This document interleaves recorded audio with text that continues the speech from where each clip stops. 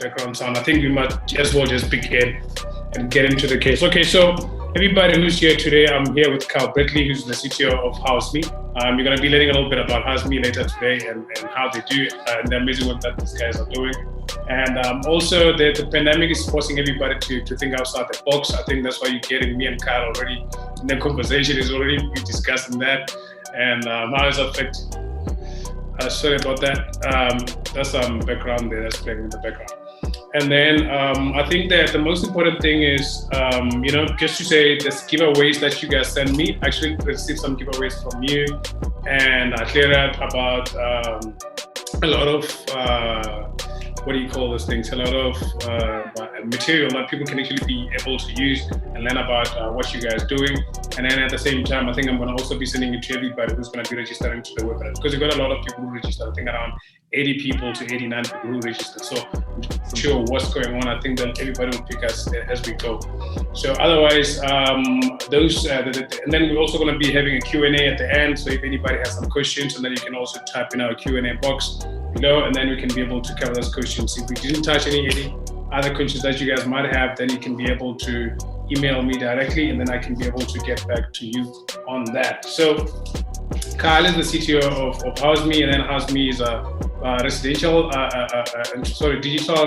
residential rental technology platform that has grown to 1,000 properties, across the country in just 2.5 years. So today I'm going to be, picking Carl's brain about, practical solutions for landlords and investors that they can be able to use, especially during the pandemic, to reduce costs. Because as you said, we started this conversation about cash flow and reducing costs, and I think your method and solution is one of the practical solutions. Actually, that's why I wanted to talk to you, that people can be able to utilize and decrease their cost on their side. At the same time, they're using efficient technology that's going to be giving them the results they should be looking for.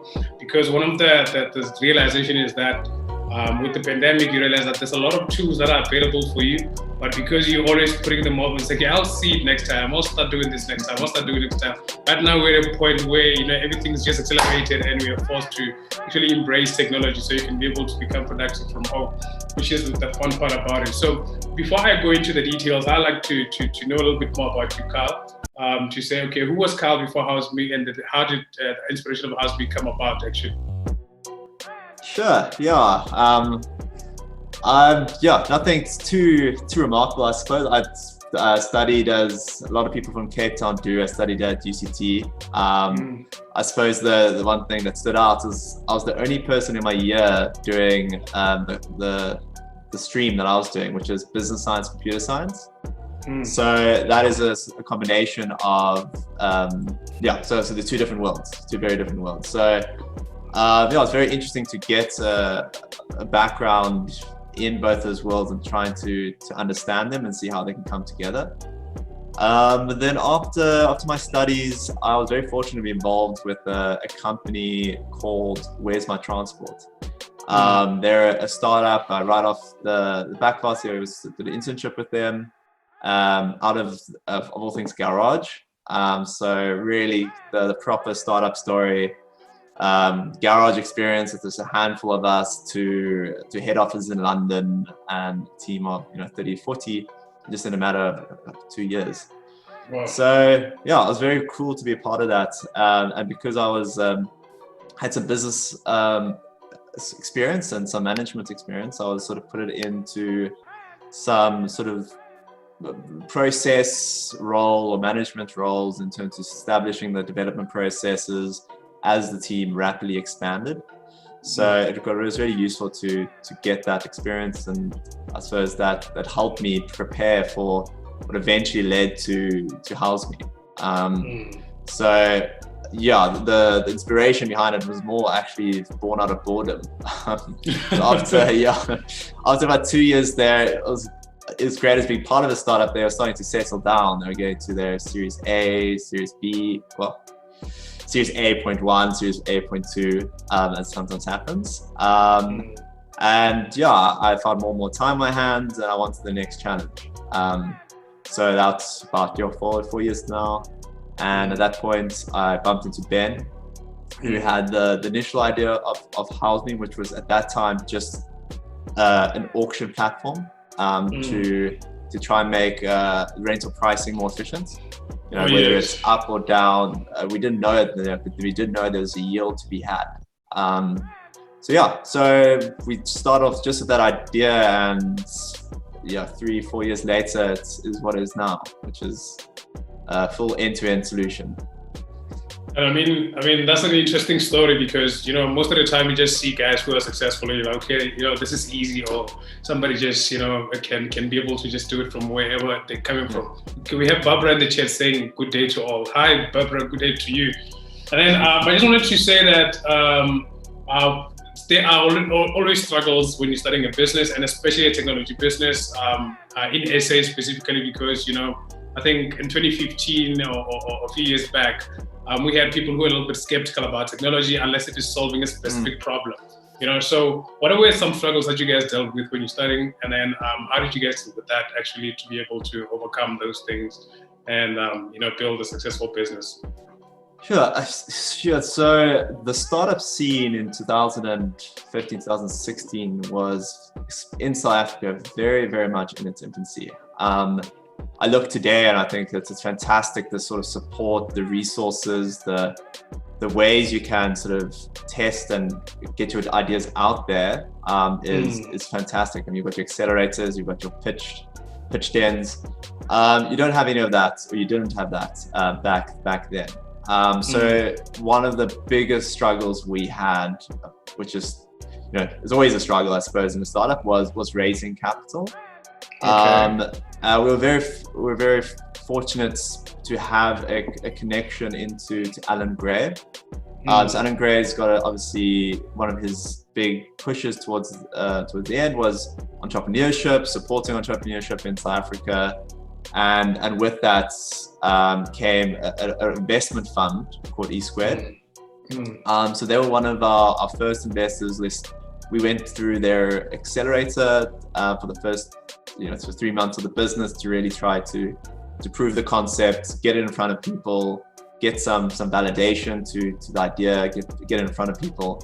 So yeah, so that was how we sort of managed to overcome that challenge.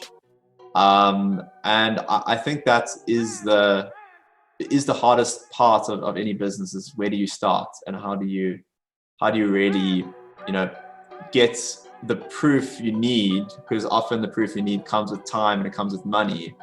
To get the time and the money. So that's catch-22. Yeah. That's where we were discussing about the cash and the innovation. I was saying that, I mean, there's no innovating without, you know, using some cash. But at the same time, you made it very clear in the beginning to say, okay, there's a difference between, you know, seeing what, you know, expenses are going to be helping you guys in the long term and what's going to be helping you in the short term. But long term and short term, but doesn't that work for something that's already proven and is already having a business model than, you know, something that is being tested? You know what I mean? Because if you're testing something, you can't say you have a 6-year plan or 5-year plan. Yeah, they've got a 6-day plan. You're testing it today, it might take a different direction. Okay, so okay, just to also get back to what we were discussing a little bit earlier about your view on. We're on level 4 now on the lockdown, or level 4 alert. Apparently not on lockdown anymore. I just learned that last week. We just on alert levels. So I don't know what's the difference because I'm still at home. But we can get delivery now. Yeah, but apparently level lockdown was from the 26th of May to, I think, the 30th of May or something like that. Sorry, of April. And then in May is just a level alert 4. So right now in level 4. And the president said we might be going to level 3 at the end of May. My question was, what is your view on the pandemic, on the real estate market, the good, the bad, and the ugly? And you know, that's what I wanted to get from you, 100%. Yeah. Okay, I'll start with and one of the questions you put forward was the impact on the real estate market. And I don't think a lot of these things is unique to the real estate market, but obviously there's been a far and wide impact with us. And to me, it's the impact. There are some positives, and for that reason, sort of looking at the short and long-term impact of the market. So the short term, I mean, it is what it is. We can't do viewings, so you obviously there's also the lockdown in terms of new leases. So move in, the moves out are severely restricted. There's a lot of uncertainty around that, whether it's allowed, is it only essential move-ins? So with that uncertainty, obviously means there's less volume going through, there's less ability for us to do new rentals. And actually we couldn't do any new rentals in level 5. So there was a tremendous amount of difficulties there. But with the lack of ability to do move-ins, it has created extra work for landlords and tenants alike. You have to get permits to be able to even be able to do a move-in, to say that this is an essential move. There's the ingoing and outgoing question. If you do a move-in, who does the inspection? Can an agent do the inspection? And if the inspection can't happen, then what happens with your deposit as a landlord? So unfortunately, I mean, it's been great that this one of the changes with the lockdown is that there's been this window, this indefinite window of allowing move-ins. But with that has come these questions that no one really knows. Everyone's got their own opinion on it, but the conclusion is not clear. So that's some of the short term. The others, obviously is with the economic impact. It's the renter collections itself. I think the tenants are feeling it, so it's not their fault. It's obviously because of loss of jobs. In fact, there was a survey, and there's a lot of data actually that's come out, and we obviously keep track of it quite a bit. But the latest insights of this week is that 45% of tenants' financial position is not the same since the lockdown. So 45% have seen a loss in the income, one way or the other. So how much that is obviously in question, but that's going to change their ability to pay rent. So we've already seen a lot of what you said, rental relief claims come through us. That's a huge amount of admin for agencies now to be able to process these, interrogate, the validity of these rental reliefs. And landlords themselves having to go through these, and accommodate them. So you're seeing about 35% of landlords as well who has already accommodated tenants to this. But at the end of the day, even with and through accommodating people, unfortunately, the reality is that people aren't going to be paying rent. And that's probably the biggest impact for everyone in the short term from this COVID. Just as I said, a lot of numbers coming out here, but the latest number as well, that some of the biggest agencies are seeing only 75% of their renters can actually pay for May. Only 75. So that's a huge drop down from what it was. Fortunately for us, because of just the way we do our vetting and our collections, our numbers actually upwards of 90%. But just in general in the industry, it's been quite felt. No, I can see. So there are the winners and there are the losers in this. well, I'd say there's the losers and the slightly less so. Especially in the short term. I mean, in the long term, as I said, there is some benefits as the industry. And we did talk about at the beginning of the conversation. It's a chance of us as businesses to improve, but it's also helped the market to improve. So what we've seen is a rapid adoption or forced adoption of tech, where it used to be sort of a nice to have, it's now a have to have. 100%. Yeah, but I've getting queries from all different family members asking to help with Zoom, asking to help with all these different technologies. But with all industries and also with ours, it's going to be beneficial because technology does bring efficiency. So we are seeing obviously that impact. felt in that. Yeah, I don't know if you want me to talk about more of the other long-term impacts that we are seeing. I mean, as I said, this is a wide topic about, what are the impact in the real estate. I have to in more detail. 100%, 100%. But I wanted to ask you specifically about the effects on Proptech on the real estate industry, and obviously how it has been impacted by the lockdown. You did mention that now we are forced to tech, but in terms of our real estate industry is there's a lot of people who are involved in one real estate transaction. From the business side to the management now, and also from the maintenance and all those things up to the selling of real estate. So that's a big value chain, and I think there is no one disruption for the entire chain. But I'm just asking your view on how do you see the Proptech effect on the whole value chain of real estate, and how that has been affected by the lockdown. Yeah, I suppose the benefits, and so there are some winners in this regard, is that the Proptech players are in the best position to maximize and solve these challenges that are faced. Yeah. So, as you said, there are lots of different points in this value chain and a lot of different players in it. So you can look at inspections. You've got people such as Property Inspect who allow you to do inspections digitally. You've got you got these 360 view cameras that allow you to get this very real walkthrough of your property. And that's now becoming popular. They have skyrocketed now because agencies are trying to get you to use them. So there's a whole bunch of people in the different value chain that's obviously benefiting from this. Maintenance, the people who can assist virtually, you can engage and do requests and monitor your maintenance digitally, are also benefiting from this. We use someone called Get Todd for that, and they've been fantastic.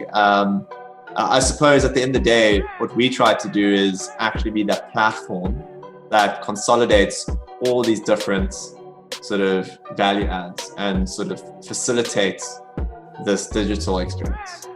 So I mean, from the there's some chatbots that help with queries on your listings. For the most part, these Proptech players have seen a huge surge in uptake in the last month.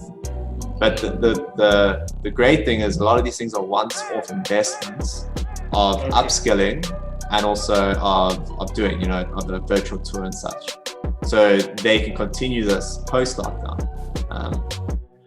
To give you some insight, and this is just speaking to us, we're one of such tools, and I'm sure especially your virtual tours and all those have seen a greater increase. But for us, we've seen a 55% increase in our active listings pre-lockdown to after. So that's we used to sit around 450 active listings at one time. We now are over 600. I think that shows the interest, or this refound interest of trying to find these digital solutions. No, I definitely understand. And one thing I also wanted to say is, that they mentioned that there might be second waves or third waves of this lockdown or the pandemic or different levels that we might encounter depending on the amount of infections that we have in a different area. So this means that in the future, you want to be able to digitize your real estate, investment entirely, meaning that, yes, there is a human element we need, and human beings are very, very important, but at the same time, we must be able to work together with the tech and also the human beings. But at the same time, when you say you're an investor, you have a portfolio, you want to be able to have all the digital tools in place and then be able to not get affected in the future when you have to do a viewing. And as an agent, you want to also be able to do your viewings. You want to be able to do all that stuff and be able to still run your business. Just in case in the future this thing happens again, that we get locked in, so you can be able to still continue operating. So that's where I'm also seeing that that's where the digitizing, of real estate comes in. And since the April lockdown, I've been sitting down with real estate experts and finance experts, just finding out, what's the changes that we're seeing in the real estate industry, and then also how people can have practical solutions, especially for a lot of investors that we have, to say, okay, how do you utilize practical solutions for you to digitize your real estate investment? And then in this case, I'm also going to be asking you, how do people use HouseME to be able to digitalize their real estate investment? Yeah. Well, I may be biased in this answer. Well, I think the best practical solution is definitely HouseMe. But I will definitely go into all the different, and as already mentioned, a few excellent options you have there. I think that, like you rightly point out, these tech solutions aren't here to replace people. The way we see it is they're there to support landlords and property managers to focus more on the relationship and less on the tedious back office admin processes and such. Look, we, in our ideal world, people can focus on more deal making, building a relationship with their clients, and we can focus on everything else from a process perspective. So I think it's important to look at rentals, because there's a lot to it, and you can get lost in it if you just approach it almost sort of haphazardly. So the way I like to think, it's sort of three different buckets there. You've got your pre-application, your application, and then your ongoing support of your property. That generally explains the life cycle of the rental. So pre-application, what you're looking at and what the tech solutions you have available to you is things that help you with your inbound queries, things that help you with the viewings. So inbound queries, you see people, sort of chatbots coming out there that tries to answer the same questions that often come up. Is this pet friendly? Is it furnished? You'd be amazed how often you have that information right up front on your listing, and there's still obviously the first question that's asked. Yeah. So these are the whole thing. Sorry? Sorry to say, I'm just saying they don't even read the listing. They just go to ask you the question without reading the entire thing. Sorry about that. Yeah. No, absolutely. So we try to be detailed in our list to try to reduce these questions anyways. But we've also ourselves released a chatbot. I don't think there's anyone like that in South Africa that I know of who has a chatbot. But that's definitely so internationally where you see some of these solutions. And then it's the viewing itself. I think we talk about expenses. Expenses is not just about what you are paying on your balance sheet. It's also what you're paying with your time. And that's something that people often forget about. And that's where a lot of these viewing supporting tools can help. So you've got your virtual tours, right? So these 360 cameras, you get a virtual tour. That's quite expensive for your average landlord to buy a camera. So it's not necessarily practical. A lot more practical solution is a video walkthrough. You can just get a video walkthrough of your house, and obviously what you hope to do through that is to reduce the actual people who need to come to your property. Or hopefully you don't ever need someone to come to your property, especially during a lockdown like this. But if you look long term after the lockdown, what you'll see is we're using the same solutions, but to try and make it so that the first step is not to do a viewing, rather that's the last step once you are sold on the property and have your questions. So that's the pre-application. And then the application, as I said, there's a lot of tools and solutions out there. So application, you look at your TPNs, your other credit bureaus, try get your affordability insights. But most of the time, and we go back to what greatest expense is time, landlords will do this themselves. They will go out, phone, collect, get the bank statements themselves. And that's obviously can be quite an time-consuming process. And this is actually where we find ourselves to be a little bit unique. We don't know, even internationally, of many companies that truly combine the manual processes as well as the digital. So the digital mean like your credit bureaus and such, and your manual being actual your FICA documents, your bank statements, and your other documents that you require through this. And then lastly, I hope you want to got an affordability and got a sense of ability to pay, which is very critical in a time like this. It's your legal. And then to quickly end it off, the final piece in this puzzle is your ongoing solutions. You've got the likes of PayProp who can facilitate this. That's for collections, reporting, invoicing. And then I actually mentioned them already. Maintenance was a big one.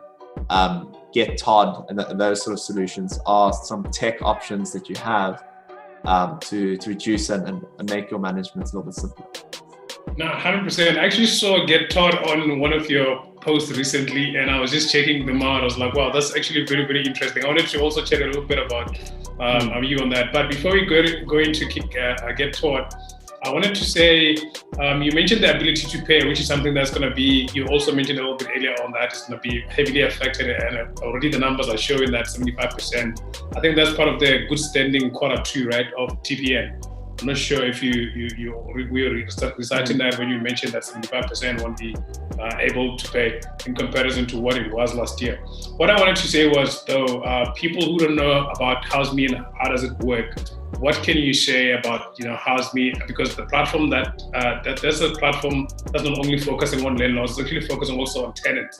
So I was just more focused on how investors can be able to use it, but it also has a tenant aspect of it. So can you just give us a little bit of a quick run around on how does that work? Sure. Yeah. So I think what I tried to do there, I sort of explained those individual tools that are available to landlords and also to a degree to tenants. But what HouseMe is really trying to do is that platform that can aggregate all those different type of tools into a one-stop shop. For landlords, it's as simple as just listing your property. It gets sent to the different marketplaces. We facilitate the queries. We facilitate the viewing coordination of back and forth. We help you with best practices with viewing videos and getting that to your tenants. So we really are trying to tick those boxes of these other tools just in one solution. Likewise, for tenants, we're also really trying to make this process as simple as possible. I think a lot of the time tenants are often overlooked in these processes. And for that reason, what we try to set up is a way for tenants to get instant and real-time feedback on their application and try get them to be able to create the best application for themselves. So ask questions like, is there anyone else who's willing to come into your application to help contribute to your payments? Are there any other sources of income that you have to make you in better standing? And we try to really build a 360 view on our tenants to get the vetting standards that we want. And it's very important for us because we are now offering financial products to both our tenants and our landlords based on these profiles. So for tenants, you get deposit free. So you don't even have to pay your deposits if you need the cash at the moment.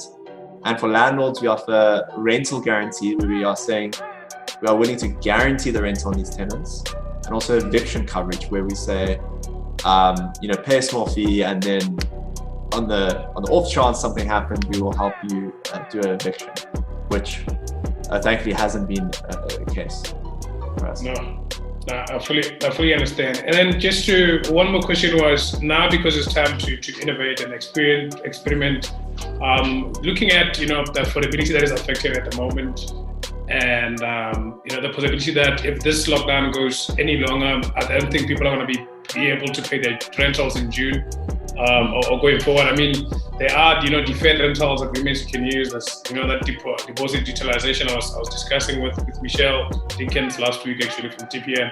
We're talking about all those solutions they have for tenants, but what I'm seeing is those solutions can only help for the next 2 months. I don't think they can help in June, July, August. What are some of the ways you guys are innovating and experimenting to be able to accommodate this changing need of your clients and tenants, both for tenants and landlords, basically?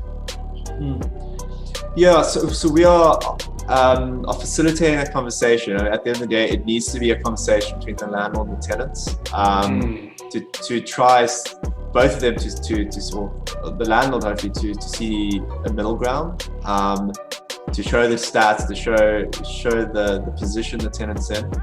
The deposits scenario is one that's a lot of things are unclear, and our current advice that we received is that you aren't able to use the deposit in these sort of circumstances. So we are looking at other ways to help to this process. We've got a rent relief form where a tenant can submit it, and we push it to the landlord to explain it. And we also are doing what we sort of saying price drops, where we try and reason with the landlord to give information, the best information you can, to say, hey, if you lose this tenant, you're going to have to go back in the market. This is where the market is at the moment. This is the data that shows the state of the market at the moment. You're in a better position to support your tenant through this cash difficulties. And then through that, obviously, you hopefully keep the tenants.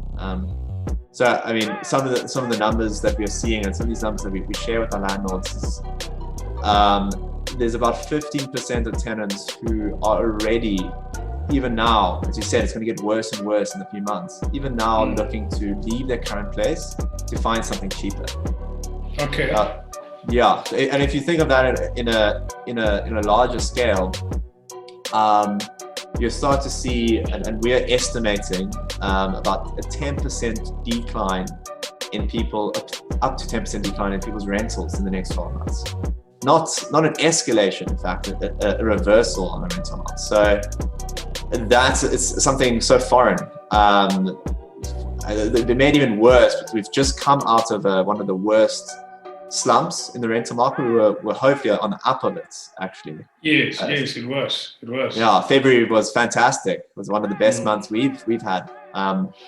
But now, obviously, with this, we're going to hit the same slump, but worse. So it's more about education than anything with your current tenants. All we can do, and what we have done, is very much help you find the right tenants for your new tenants. So if you do so have to lose your current tenants, how can we make sure that the next tenant is the best tenant for you?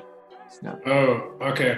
No, but I mean, with things like, the 360 view that you guys mentioned also, I think that's something very important and unique that you guys do.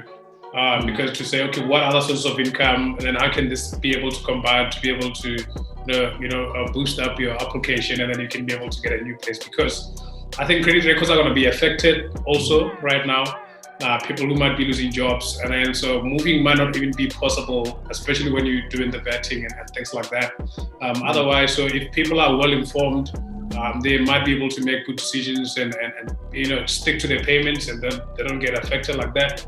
But for some people who were not able to do that, and now they have to move up to a smaller place or what do you call it, like a cheaper rental place. I think there'll always be solutions, that can be worked around, but it's going to be a little bit difficult. So I guess that's another effect that we're getting on the pandemic. But at the same time, as you say, there's always a new way. You can always find somebody who can be able to afford the place, and you do the best work on vetting them and figuring out if they're the right fit for that place.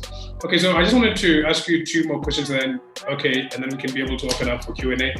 The Proptech is a buzzword today. More entrepreneurs in real estate are like, yo, Proptech. And then, mean, it has always been there, but I mean, just today, everybody say Proptech, you say Proptech, you say. Okay, so what would your advice be for like entrepreneurs who are like, okay, so look, I need to be part of solving the problems that are currently happening right now, and what would your advice be on that? And they want to play in this space actually. Yeah, I think fortunately there's a lot of problems within the Proptech space to solve. There's a bit of a buzzword at the moment. There's a buzzword because it's an industry that's been neglected for so long. You've had your fintechs, you had your edutechs. They've had their chance to shine. Now it's the Proptech's a chance, and I think that for that reason, you need to just keep your eyes open to see what are the new pain points coming out. And these opportunities show themselves every month on month. I mean, as we've shown that with COVID, all of a sudden the ability to have viewings without being at viewings is one of the key problems to solve. And the people who was there at the right time are the ones that are succeeding. 100%. I think what makes Proptech a little bit different and is important for entrepreneurs looking to enter the space is that Proptech is a very collaborative industry. Because the value chain is so extensive from end to end, you should go in there knowing and willing to partner, work with, and see who you can get on board, so you can insert yourself part of the value chain alongside others. And I think it's one of the biggest things with the Proptech space, because it's so broad and so much problems to be solved. Rather than solving them all, understand your niche and solve that first, and partner with others. No, I fully understand. But another thing I wanted to add is that, there's always a new problem with every solution. So it's like, you might solve the viewing part, but somebody might say, okay, so after you view, how do you make sure that, the outside or something happens, and then now you get a drone, now you get this. And after you get a drone, somebody's saying, okay, who's going to control the drone? Who's going to send this thing? And then now you get that, and now you get that, and then now this, So I think there's always like, new problems to every solution. And I think if people look at it like that, as you say, if you're niching down to say, okay, I'm doing viewings, and then you build on that, then you have a good sustainable business and be able to partner up with other people. So that's very, very cool way to look at it as a collaborative industry. And then I met a 17-year-old yesterday who was, sending me messages asking me about what the Minister of Education, what do I think about him opening up schools? And he says he's a social entrepreneur. So I wanted to ask, for his behalf, I told him to also join us today. I wanted to ask, what advice would you give somebody who's 15 to 17-year-old today with regard to what they should be learning right now? And, the sort of new skills they should be getting, because, some schools that are not, adapted to new technology and, people can be able to learn from home are closed. And they're waiting to open up a bit. And then some of them, they're already still operating and people are still learning. So what would your advice be to somebody like that? Looking to go into education, is that... No. Sorry. An advice for him, what they should be learning to do today. What sort of skills, basically, they should be getting to learn or acquire as somebody who's 17-year-old, I think with the direction the world is moving at, any tech-based skills is something that will never put you to disservice. So, in fact, you see some countries now making it a requirement, part of the education to learn programming. So, I think just pick up programming skills, pick up how the whole ecosystem works, and a lot of things there is overlap. So, learning to code comes into play in no matter sort of any business area that you pursue. So even in marketing, there's a lot of ways you can leverage that more with a good and grounded base of tech. So I think that is a starting point.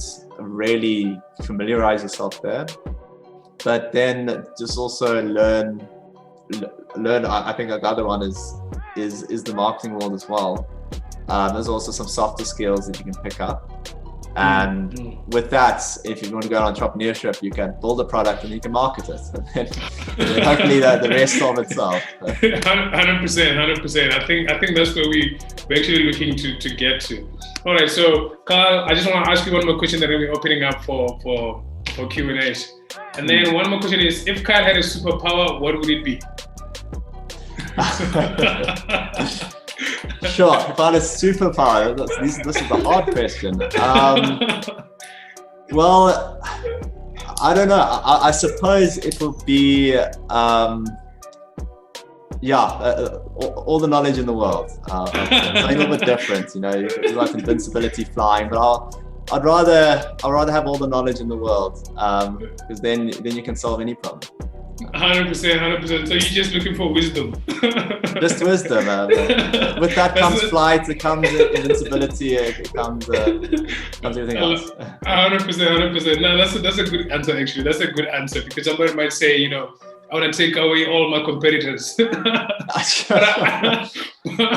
I don't think that then business would be fun if you had to do that, you know. I mean, you would be competing alone. Yeah. And, you know, I don't think you would be having the fun of, you know, waking up in the morning and trying to be better. Okay, otherwise, I'm just going to be opening up the question for anybody who we have on the panels. We have a few people on YouTube and also here. So if anybody has questions, then you can be able to shoot to Carl. And I also have a comment from Barbara here saying viewings to agents are very important as the buyers and investors. Humans like to have personal touch, feel, and physical view, walk around. There is nothing like the personal thing of just being there. Visual tours are nice, but buyers or investors still want to go to the properties personally. There is nothing like the real deal. So what's your comment on what Barbara is saying there? No, she's completely right, and I think especially in sales, you never ever go get around an actual in-person viewing. But even so, in rentals, which we specialize in, the way we feel the industry is going to move in is not that it's going to remove viewings; it's going to reduce the amount of viewings you need. So rather a person without being sure of a property go to this place and see, oh, actually it doesn't have burglar bars, have those questions answered before. It saves you the time, saves the tenant the time, and then you more likely will end a sale on a viewing rather than begin. Okay, just to add on that, because I was also busy with like a transaction right now, and then one of the people there said, okay, I'm gonna get my tenant to send you a video of the flat. And then I also asked for a declaration list. It's okay, can you please declare with me on what is broken there, what's going on, what is going on before I come and view, because I started subject to viewing after lockdown. So my question was, you know, so when you're saying declare what's going on the property, to tell the butlers are broken, or then there's what do you call it, the roof and this and this and this and that. That means people are going to have to be a little bit more building relationships, still making, and also more honest about what's really going on the property.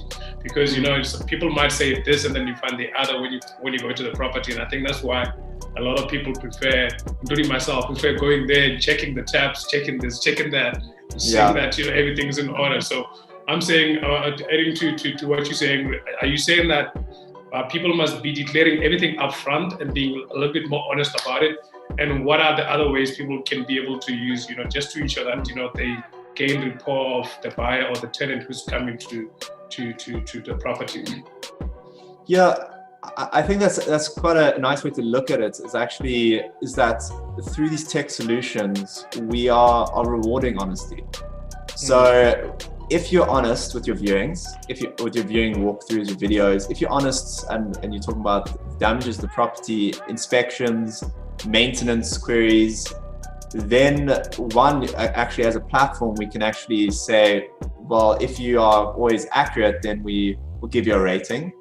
But two, you reward yourself, because if you lie on your videos and your video walkthroughs, you're wasting your own time, because we still have that human element. Someone's still going to come to your property and then they're going to say, well, you didn't show me the huge crack in the wall.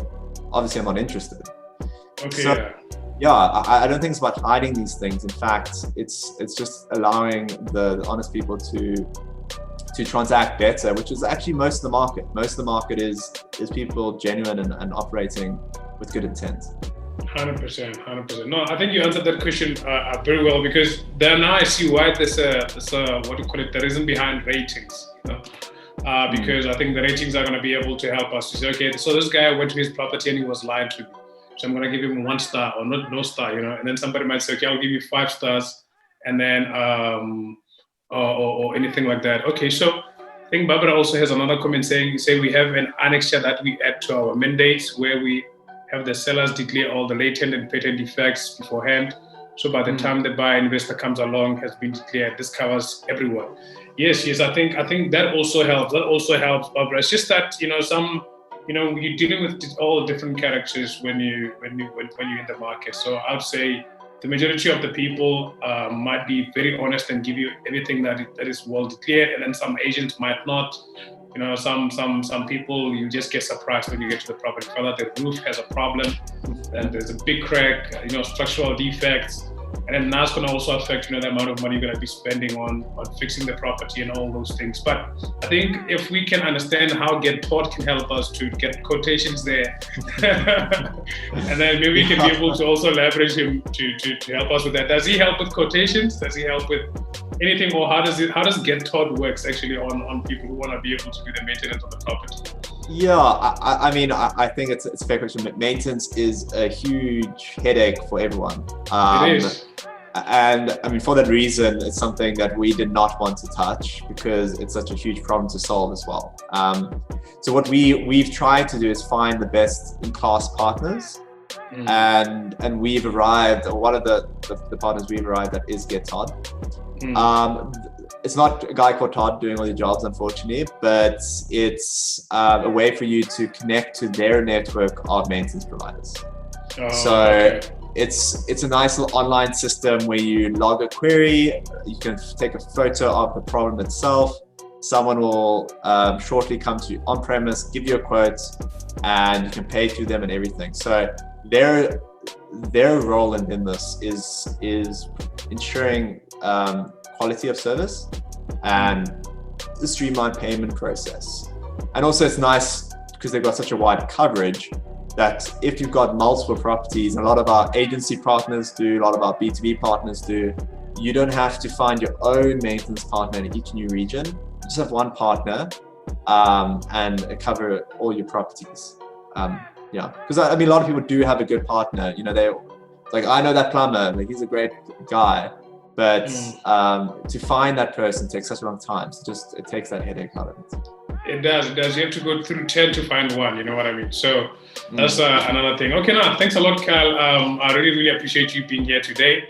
And I hope everybody who's also attended today managed to benefit from learning from what you guys do and how they can also be able to be part of the HouseME family actually going forward. So I'm going to be sending out all the good stuff, the bonuses that you guys gave me. Clara sent me on email. Actually, there's a lot of them, so I couldn't just put them all on our page. Say, yeah, this is what you're going to be getting. But I'm going to be sending it to everybody so they can learn more about what you guys do and then how they can be, involved and be able to also utilize part of your products and being able to optimize and create some efficiency around that. And another thing that I also liked about the conversation we had today was to stop scaring people about tech and how it's going to be replacing jobs. Actually, to just actually show people that there's it's just like the routine work that you hate to do can be done by tech, and then you can focus on doing what you really like, is meeting people, closing the deals, building relationships, because tech can't do that. You know what I mean? And I think that's something that I also think I learned from this, but I think everybody else should have learned from this. I don't know if anybody else has any questions or comments before we close down. I see Barbara also saying very informative. Thank you, Ezra and Kyle. No, thanks, Barbara, for attending and joining us today. And if you guys have any questions before Kyle leaves, you can just pop us the questions. Otherwise, we're going to be ending our session right here. Yeah, I think you did touch on quite a good point. I mean, a lot of the challenges we have when creating new B2B partnerships, and actually we've had a lot of discussions now as businesses are looking to improve their processes themselves, has been around, are you here to replace my XYZ job? It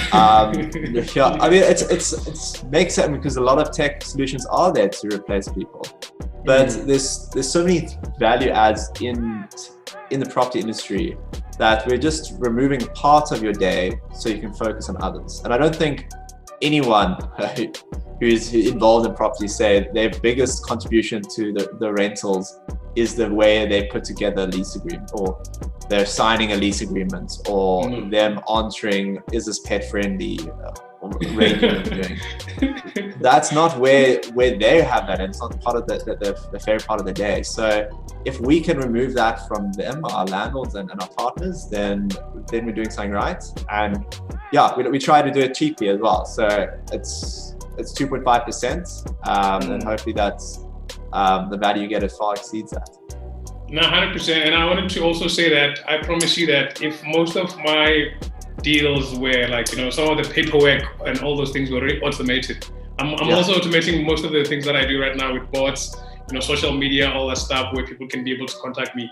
But even my business online. But at the same time, if most of my business was, I have like, things that we do, I focus on the deals actually.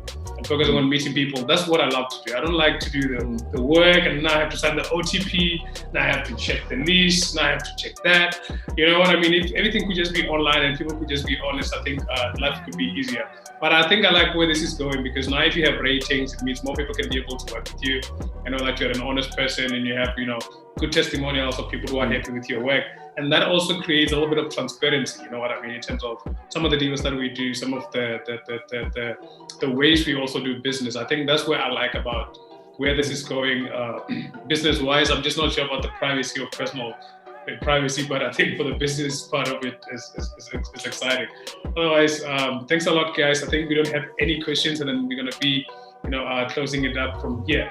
So I'm going to also be sending everybody a replay of this good interview on our list, and then I hope they might also find this information very valuable. Otherwise, thanks a lot, Kyle, for joining us today, and thanks to everybody. I'll see you guys next week. Thanks. Have a good one. Thanks, man. Enjoy it too, man. Bye.